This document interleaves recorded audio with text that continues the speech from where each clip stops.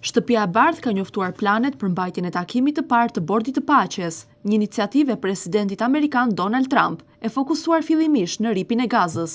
Ngjarja pritet të zhvillohet më datën 19 shkurt në Institutin Amerikan të Paqes dhe sipas burimeve diplomatike, do të shërbejë gjithashtu si një konferencë për mbledhjen e fondeve dhe rindërtimin e zonës së shkatëruar nga konfliktet e fundit. Planet për ngjarjen mbeten në fazë të hershme dhe diplomatët paralajmërojnë se mund të pësojnë ndryshime deri në minutën e fundit.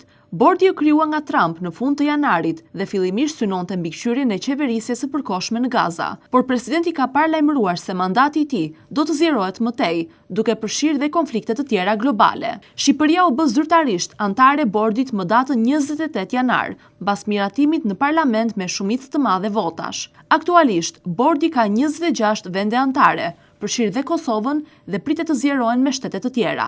Një rezolutë e Këshillit të Sigurimit të OKB-s e miratuar në nëntor autorizon bordin dhe vendet pjesëmarrëse të krijojnë një forcë ndërkombëtare për stabilizimin e Gazës, ku një armpushim i brish nisi në tetor, sipas planit të Trump të miratuar nga Izraeli dhe Hamasi.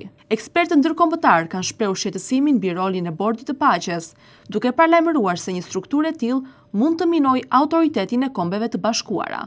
Ndërkohë, reagimet e qeverive botërore ndaj iniciativës së Trump kanë qenë të kujdesshme, me disa aleatë të lindjes së mesme që janë bashkuar dhe aleatët tradicional perëndimor, të cilët zgjedhin të qëndrojnë jashtë saj.